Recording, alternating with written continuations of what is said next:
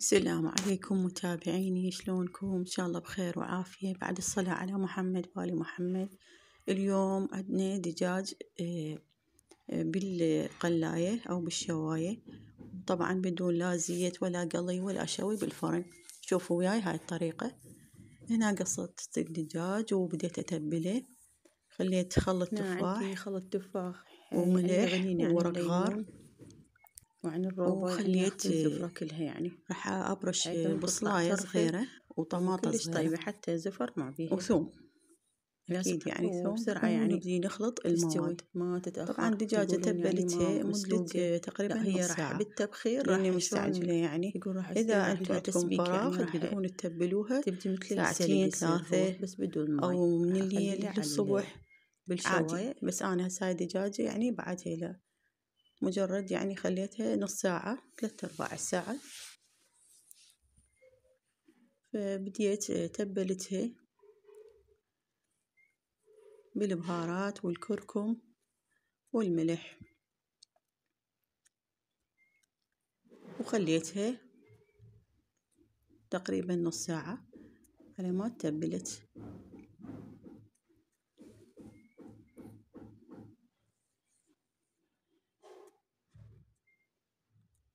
شوفوا هنا بديت أبرش البصل، بعدين طماطة والثوم.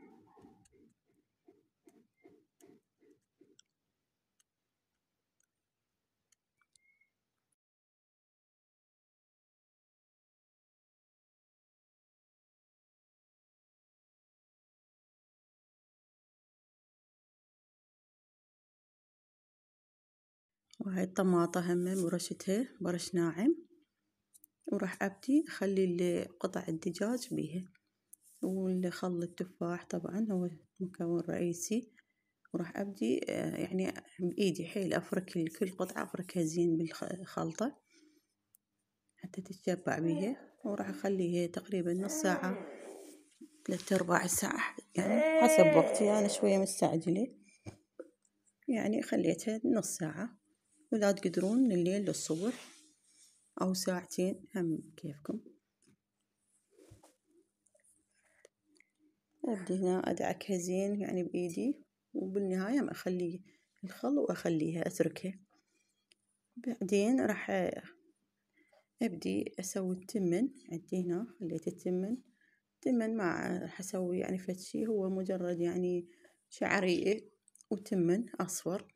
راح أخلي 5 أعواد قرنفل، حبات قرنفل، وخاشوقة كاري وخاشوقة كركم، شوية دارسين يعني ملعقة صغيرة خاشوقة شاي. راح أحمسه هنا سوا، وبعدين أبدي أضيف التمن عليه وأخليه على راحته بين ما يتبل يعني الدجاج. أسوي أنا التمن. هنا بديت خليت القلاية وما خليت غير خاشوقة زيت. راح أبدي أنزل الدجاج بعد ما فاتت نص ساعة يعني. راح أخليه أحميها زين، نوب أسقط القطع، أخليهم كلهم بدون ما أضيف لا بصل ولا أي شي. هسه أريد مجرد تنسحب الزفرة. راح أخليه كله بهالشكل هذا.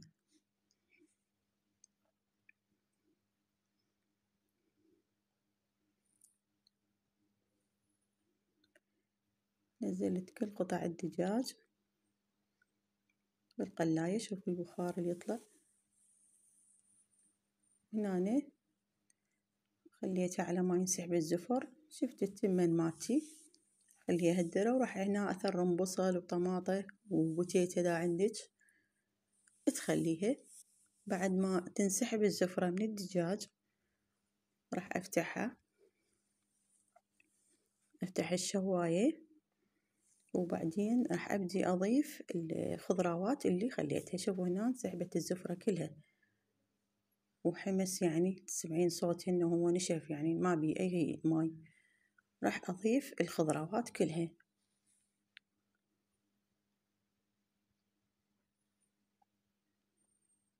هاي طبعا كلش قديمة عندي هاي الشواية، يمكن بنات صار لها أكثر من 10 سنوات عندي. هذه النوعية الأصلية جبتها ومن زمان عندي، فمحتفظة بيها دائما، يعني أشوي بيها البرجر، البوتيتي، حتى ما تاخذ دهن هواي، فشي صحي يعني، وتفيدني هواي يعني بالدجاج، ستيك اللحم، كلش حلوة. هسه وزعت كل الخضروات اللي فوق حتى لا تحترق يعني، وهم تسحب الزفرة من فوق، وراح أسدها وأخليها على نار يعني وسط، وهم أضيف الملح فوقها، وأخليها في تقريبا نص ساعة، ما أجيسها كلش، أضيفها حتى لو يعني عندك أي شغل تروحين تقضيه بين ما يعني هو يكون يستوي. ضفت الملح هنا وأسدها،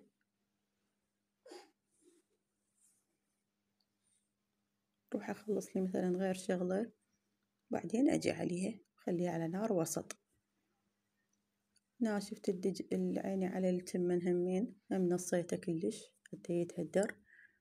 شوفوا هنا شلون صار نثري، أهدره وأخليه.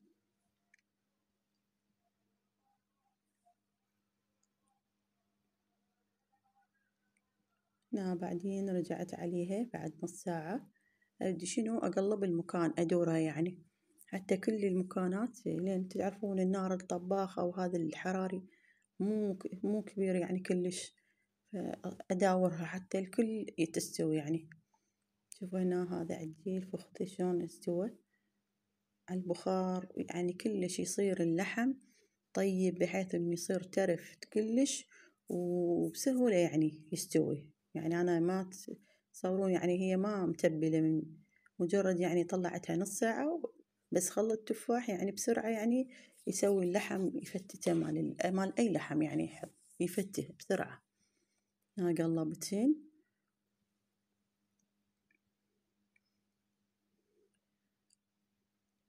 وحدة وحدة أقلبهن. شوفوا الخضروات شلون ماعت بسرعة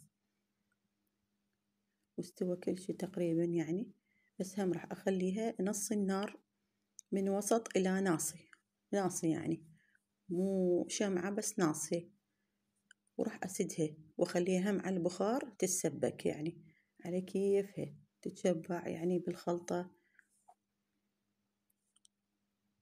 شوفوا هنا بعد عم كله استوى.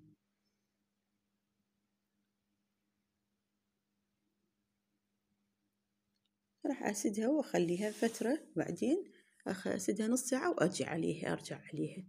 شوفوا هنا شلون لحم الفخذ كلش ذاب يعني، لحم الصدر همه، وطبعا كلش ترف يعني لحم الصدر طلع عندي.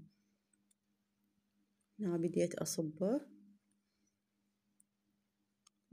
طبعا احنا هم مثل ما قلت لكم احنا شفتات ووجبات، ناس تجي ما تجي، فأبدي أشيل يعني بالمواعين حتى مثلا هاي الصينية يردوهن يعني ياكلونها.